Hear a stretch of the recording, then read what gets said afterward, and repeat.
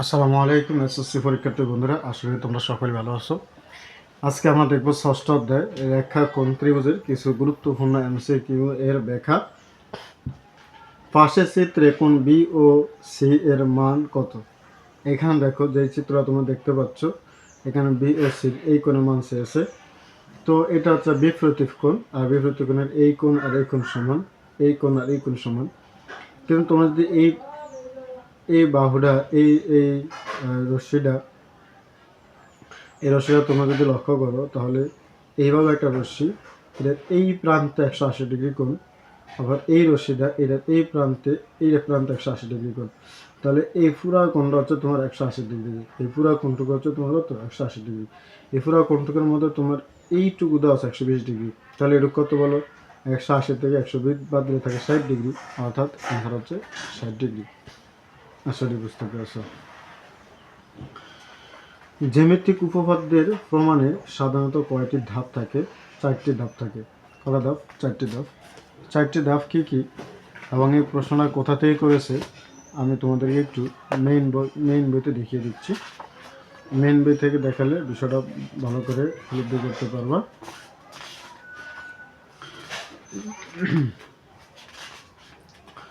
এই যে জ্যামিতিক উপপাদ্য প্রমাণে সাধারণত নিম্নোক্ত ধাপগুলো থাকে। তো জ্যামিতিক উপপাদ্য প্রমাণে সাধারণত কয়টি ধাপ থেকে? 4টি। সাধারণ নির্বাচন, চিত্র, বেশ নির্বাচন, প্রয়োজনীয় অঙ্কন বর্ণনা এবং প্রমাণের যৌক্তিক ধাপগুলো বর্ণনা। এই হচ্ছে 4টি তোমার থাকে।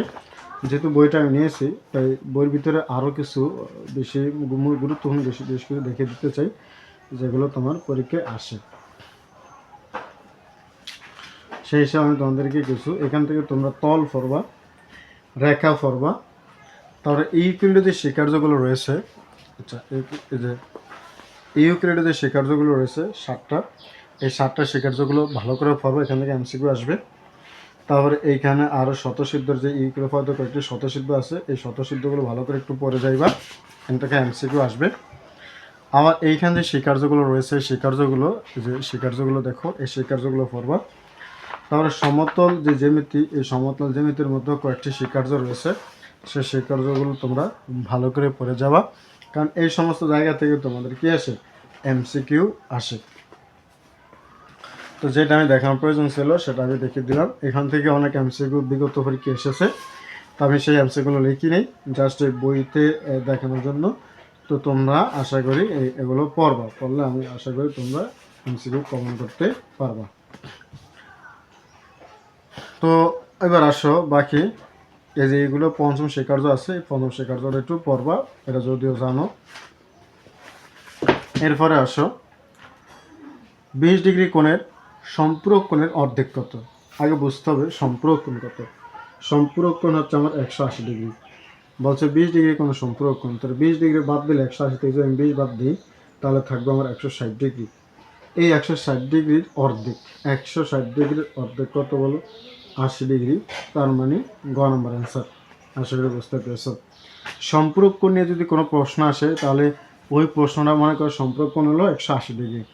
যদি আসে যে 35 ডিগ্রি কোণের সম্পূরক কোণ কত, তা যত ডিগ্রি দেওয়া থাকবে আর যদি সম্পূরক কোণটা উল্লেখ থাকে 180 ডিগ্রি থেকে যত পরিমাণ দেওয়া থাকবে তত বাদ দিলেই তোমার ওই কোণটা বেরিয়ে আসবে। একইভাবে ফুরক কোণ কথা বলি। ফুরক কোণ হচ্ছে দুইটি কোণের সমষ্টি, দুইটি সূক্ষ্ম কোণের সমষ্টি হচ্ছে ফুরক কোণ। ফুরক কোণের একটি সূক্ষ্মকোণ যদি হয়, ফুরক কোণের একটি সূক্ষ্মকোণ হলে অপরটিও সূক্ষ্মকোণ, কারণ দুইটি সূক্ষ্মকোণের সমষ্টি হচ্ছে 90 ডিগ্রি। দুইটি সূক্ষ্মকোণের সমষ্টি 90 ডিগ্রি হলে একটি আরেকটির ফুরক কোণ। দুটি সূক্ষ্মকোণের সমষ্টি 90 ডিগ্রি হলে একটি আরেকটির ফুরক কোণ। তাই এখন আসো, এখানে একটা চিত্র দেখা যাচ্ছে, যে চিত্রে এ বি আর সিডি সমান্তরাল, এ বি আর সিডি সমান্তরাল, যার এবং কিউ একটি ছেদক। কোণ বি ই ফি এর মান কত? কোণ বি ই ফি এর মান কত? তো কোণ বি ই ফি এর মান বের করার জন্য আমরা এখান থেকে একটু খেয়াল করো,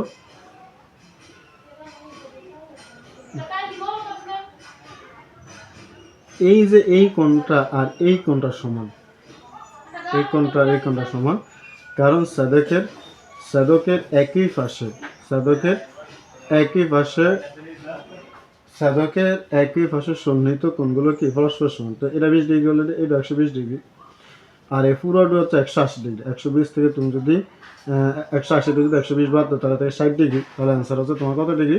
60 ডিগ্রি। এটা বহুভাবে করা যায়, বহু নিয়মে করা যাবে। আমি মানে সুন্দর যেটা দেখেছি সেটা হলো সাধকের একই পাশে সন্নিহিত কোণগুলো পরস্পর সমান। তো 120 ডিগ্রি, এটা 120 ডিগ্রি, ফ্লোর করছে 180, 180 120 বাদ দিয়ে থাকে 60 ডিগ্রি। আশা করি বুঝতে পেরেছ।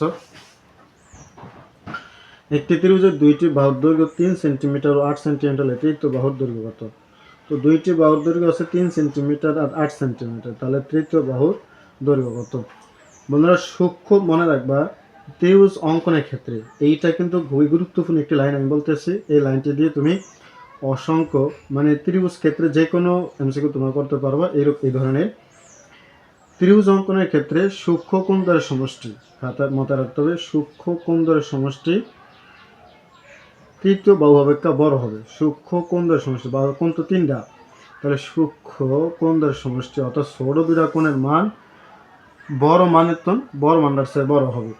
তাহলে খেয়াল করো, 3 আর 6 যদি আমরা যোগ করি তাহলে 9, যেটা 8 থেকে বড়।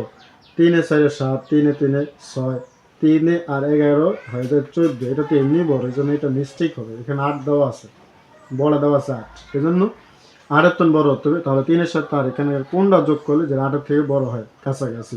3 আর 6 9, তাহলে 9, তার মানে অ্যান্সার হচ্ছে 6। তো যদি 11 মিক্সড করো তাহলে হবে না, কারণ তুমি যদি 11 3 আর 8 যদি বড়টা খেয়াল করতে, যদি তুমি যদি 11 বড় মনে করো, 11 যদি ধরতে চাও তাহলে তোমাকে এই দুইটা যোগ করে দেখতে হবে যে এটা তুমি বড় হয় কিনা। 3 8 11 কিন্তু সমান হয়ে যায়, এটা হবে না। তাহলে সূক্ষ্ম দুইটা যোগ করার পর বড় আছে বড় হতে হবে। তাহলে 3 আর 6 9, 9 যোগ করলে 8, 8-এর চেয়ে বড়, সুতরাং এই ক্ষেত্রে ত্রিভুজ অঙ্কন করা সম্ভব। এবার আসো আরেকটি এমসিকিউ গুরুত্বপূর্ণ। আমি সব এমসিকিউর অ্যান্সার আজকে দিতে পারবো না, একটু পরে আমাকে রওনা দিতে হবে।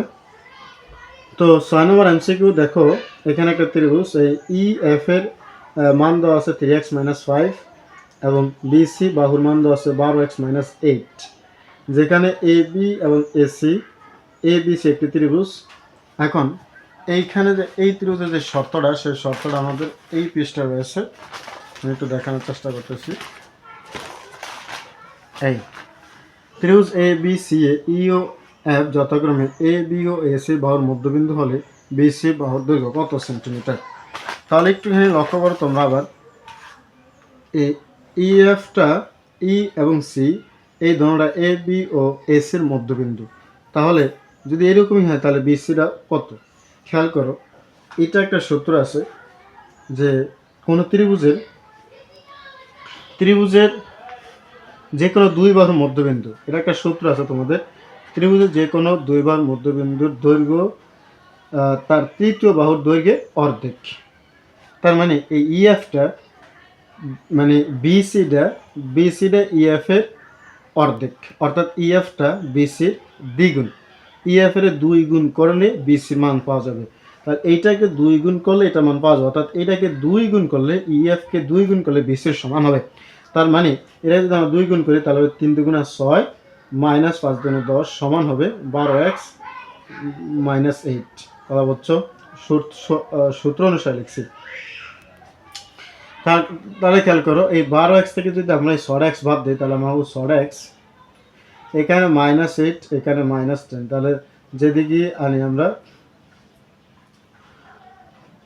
এখানে আমরা পাবো,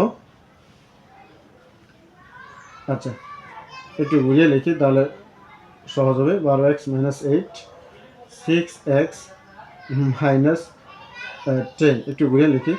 12x থেকে 6x বাদ দিলে আমার থাকবে 6x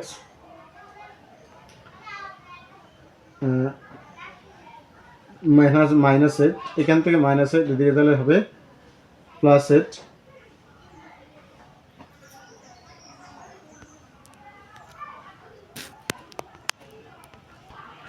তো দেখো বন্ধুরা, এখানে প্রশ্নটা আমি মিস্টেক করেছি, এখানে প্লাস হবে। তাহলে এখানে যদি প্লাস হয় তাহলে আমাদের এখানে প্লাস হবে, তাহলে 10, এখানে মাইনাস আছে, এদিকে হবে +8, তার মানে 18। তাহলে 6x সমান হলো 18, তার মানে x এর মান হচ্ছে 3। খেয়াল করে x এর মান আমরা পেয়েছি 3। তো এইখানে যদি আমরা এখন x মান বসিয়ে দিই, 3 বাই 36, 36 থেকে 8 বাদ দিলে আমরা পাচ্ছি বিসির মান 28 সেন্টিমিটার। 36 থেকে যদি আমরা 8 বাদ দিই তাহলে আমরা পাচ্ছি কত, 28 সেন্টিমিটার। তো এই হচ্ছে তোমার অ্যান্সার। আশা করি বুঝতে পেরেছো। এই এমসিকিউটা দিয়ে আরও এমসিকিউ থাকতে পারে, অর্থাৎ এই ইএফটার সাথে 2 গুণ করলে বিসির সমান হবে, অর্থাৎ এইরকম 2EF সমান বিসি বা বিসি সমান 2EF, এরকম জ্যামিতির প্রমাণ তোমরা করেছো। এবার আসো 7 নাম্বার, যদি এডি সমান সিডি এবং বিই সমান সিই হয় তবে কোনটি সঠিক? একেবারে সহজ, বলছে এডি সমান হচ্ছে সিডি, বিই সমান সিই, তবে কোনটি সঠিক? এর আগে একটু বলেছি যে এই ডিইটা এ বির কি কয় গুণ?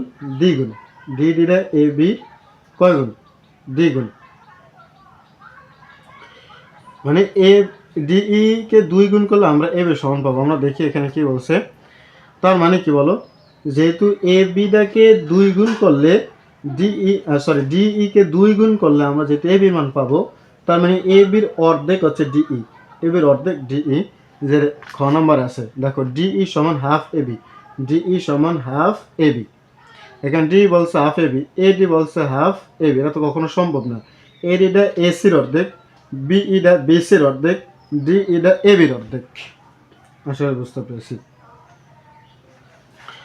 8 এ বি সি ত্রিভুজের কোণ বি সমান 60 ডিগ্রি, কোণ সি সমান 40 ডিগ্রি, এখানে চিত্র নাই, এবং কোণ বি ও কোণ সি এর সমদ্বিখণ্ড কবিন্দুতে মিলিত হলে কোণ বি ও সি এর মান কত? তাহলে কোণ বি ও সি এর মান চেয়েছে, এখানে এই কোণ বি এর মান দেওয়া আছে, এই কোণ সি এর মান দেওয়া আছে, দিয়ে গেছে আবার এই কোণ দোনার অর্ধেক করছে। খেয়াল করো, দোন কোণের কি করছে? অর্ধেক করার ফলে একটা ও বিন্দু মিলিত হয়েছে, তখন ভিতরে যে কোণ বি ও সি এর অঙ্কন হয়েছে তার মান কত, এরকম একটা প্রমাণ তোমরা করেছো। আমি যদি জ্যামিতির এবার অঙ্কন করে দেখাই, এত সময় নেই, তবু আমি তোমাদেরকে একটু অঙ্কন করে দেখাই। এইভাবে ছিল জ্যামিতিটা, ভিতর দিয়ে গেছে, তখন এখানে একটা ও অঙ্কন হয়েছে, এখানে বি ও সি, এখানে এ। বি ও সির মান কত? এই কোণ বি ও সির মান তোমরা প্রমাণ করছো। প্রমাণটা ছিল এরকম, 90 ডিগ্রি প্লাস হাফ কোণ এ, এটা ছিল প্রমাণটা। তাহলে এই অঙ্কটার সমাধান বের করার জন্য আমার এইটুকুই লাগবে, 90 ডিগ্রি প্লাস হাফ কোণে। তাহলে খেয়াল করো, কোণ বির মান হলো, এই কোণ বির মান 60 ডিগ্রি, কোণ সির মান 40 ডিগ্রি, তাহলে কোণ এর মান কত বলো? যেহেতু 3 কোণের সমষ্টি 180 ডিগ্রি, তাহলে এই দুইটা কোণের সমষ্টি 100 ডিগ্রি। তাহলে 180 থেকে 100 বাদ দিলে থেকে 80 ডিগ্রি, তার মানে কোণ এ এর মান 80 ডিগ্রি। এখন বলছে কোণ এর অর্ধেক, কোণ এর অর্ধেক কত বলো? 40 ডিগ্রি, যেহেতু হাফ কোণে, তাহলে 40 ডিগ্রির সাথে 90 ডিগ্রি যোগ করলে হয় কত? 130 ডিগ্রি। ঘ নম্বর। আসলে বুঝতে পেরেছো। এরপরে আসো, এরপরে জ্যামিতিগুলো 9, 10 এবং অবশিষ্ট আছে 11, 12, আরও কিছু এমসিকিউ করাবো। এগুলো আমরা পরবর্তী ভিডিওতে দেখবো। আমার সময় এখন কম। ধন্যবাদ সকলকে। আল্লাহ হাফেজ।